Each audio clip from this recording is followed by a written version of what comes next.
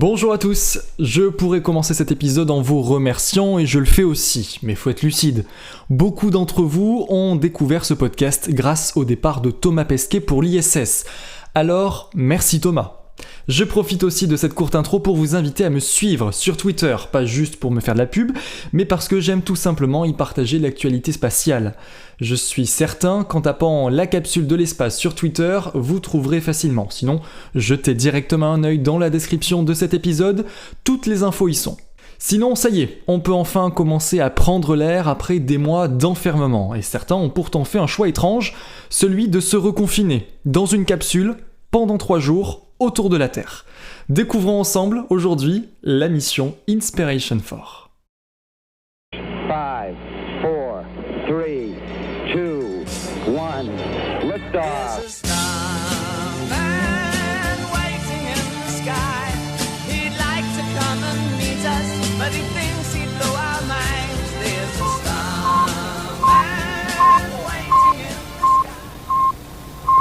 Depuis 1961 et l'envoi du premier homme dans l'espace, Youri Gagarin, des centaines d'hommes et de femmes se sont succédés au-dessus de nos têtes.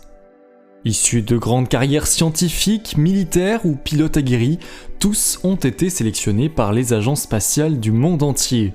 Tous, ou presque.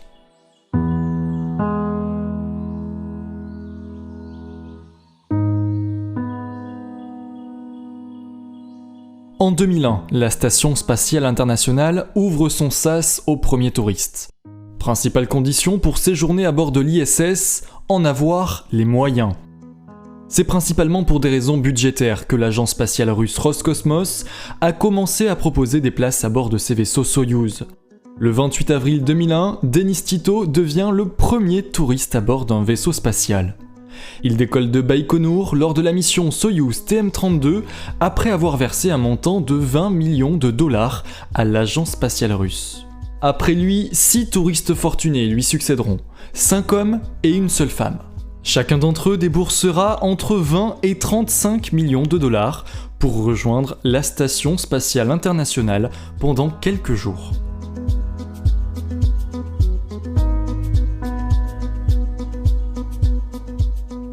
En 1986 déjà, Christa McAuliffe devait devenir la première enseignante civile à se rendre dans l'espace. Le 28 janvier, elle s'installe à bord de la navette spatiale américaine Challenger, avec 6 autres collègues, tous astronautes. 73 secondes après le décollage, un défaut sur les boosters entraînera la désintégration de la navette, et il n'y aura malheureusement aucun survivant. Depuis 2009, aucun touriste ne s'est à nouveau rendu dans l'espace. La Station Spatiale Internationale est restée le lieu de recherche scientifique que l'on connaît aujourd'hui, habité uniquement par des professionnels du spatial. Pourtant, le tourisme spatial n'est jamais devenu un sujet dépassé, oublié. De nombreux projets ont vu le jour ces dernières décennies. Focus aujourd'hui sur l'un d'entre eux, la mission Inspiration 4. Le 15 septembre 2021, 4 passagers prendront place à bord du vaisseau Crew Dragon de SpaceX, ce même vaisseau américain qui transporte les astronautes à destination de l'ISS. C'est Jared Isaacman, cofondateur et PDG de Arbor Touch, société américaine fabriquant des matériels de traitement de paiement, qui a commandé cette mission à SpaceX. Il sera lui-même le commandant de cette mission. À ses côtés, Sian Proctor, professeur de géologie, de durabilité et de planétologie, elle partage ses connaissances depuis de nombreuses années déjà. Hayley Arsenault, assistante médicale à l'hôpital pour enfants St. Jude de Memphis, elle représentera le centre hospitalier concerné de très près par cette aventure spatiale. Christopher Sembrowski complète la liste des passagers. Technicien à l'US Air Force, il a toujours été passionné par le milieu spatial. Il est actuellement ingénieur en fiabilité chez Lockheed Martin, entreprise notamment à l'origine du développement du lanceur Atlas V, lanceur désormais construit par United Launch Alliance, co-entreprise fondée avec Boeing. S'asseoir dans son siège, au sommet d'une fusée de plus de 70 mètres de haut et admirer les étoiles une fois en orbite, c'est bien. Mais qu'est-ce que ça nous apporte concrètement ? Absolument rien. C'est pourquoi les 4 passagers embarqueront avec eux plusieurs expériences scientifiques. on ne connaît pas encore précisément le contenu de ces expériences. Il ne faut pas oublier qu'ils évolueront durant 3 jours seulement, en impesanteur, dans une capsule pressurisée d'un volume d'environ 9 mètres cubes, occupée donc par 4 membres d'équipage. Impossible donc pour eux de mener des expériences sur de longue durée ou d'installer des équipements volumineux. L'un des principaux objectifs de cette mission est aussi et surtout de permettre la collecte de fonds pour l'hôpital pour enfants St. Jude. L'objectif fixé au départ était de recueillir 200 millions de dollars de dons pour permettre au centre hospitalier de mettre au point des traitements pour combattre les cancers chez les enfants. Jared Isaacman, commandant et financeur de la mission Inspiration4, contribue également à la campagne de dons en signant un chèque de 100 millions de dollars. Pour cette première mission spatiale 100% civile, la capsule Crew Dragon n'ira pas s'amarrer à l'ISS. Elle sera dépourvue de port d'amarrage et une fenêtre comparable à la cupola de la Station Spatiale Internationale sera installée en remplacement. Le vaisseau sera également placé sur une orbite plus élevée, les emmenant à 540 km d'apogée, une orbite supérieure à celle de l'ISS, située à 400 km. Jamais un équipage n'aura été aussi loin depuis 2009 et la dernière visite d'astronautes au télescope spatial Hubble lors de la mission STS-125.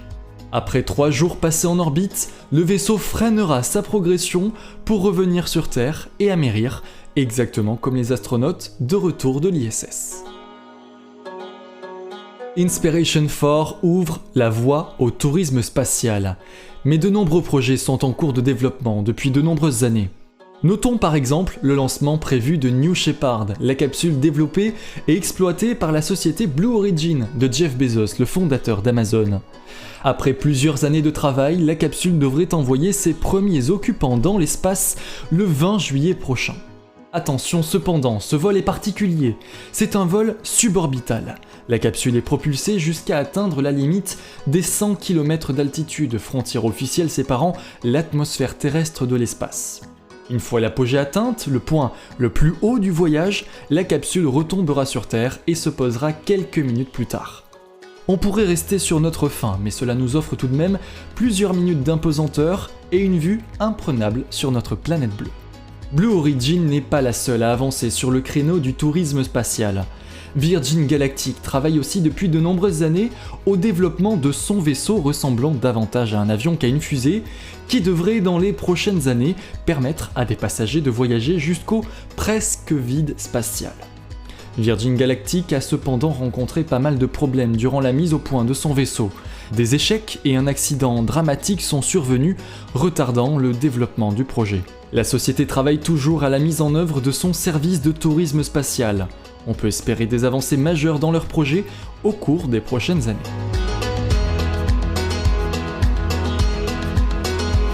Bien que la Station Spatiale Internationale n'accueille plus de touristes depuis 12 ans, tout cela devrait changer dans les prochains mois. Le 5 octobre prochain, Yulia Peresild et Klim Shipenko, acteurs et réalisateurs russes, devraient prendre place à bord du vaisseau Soyouz MS-19. Le tournage d'un film y est prévu durant leur mission. En décembre, la mission suivante, MS-20, devrait voir embarquer Yozo Hirano et Yasaku Maezawa. Ce dernier est principalement connu pour participer au projet Dear Moon qui devrait envoyer des civils autour de la Lune à l'horizon 2023. Plus tard, c'est aussi Tom Cruise qui devrait se rendre à bord de l'ISS, lui aussi pour y tourner un film. Vous l'aurez compris, l'espace va devenir de plus en plus visité par des équipages plus ou moins expérimentés. Peut-être que vous en ferez bientôt partie, vous aussi.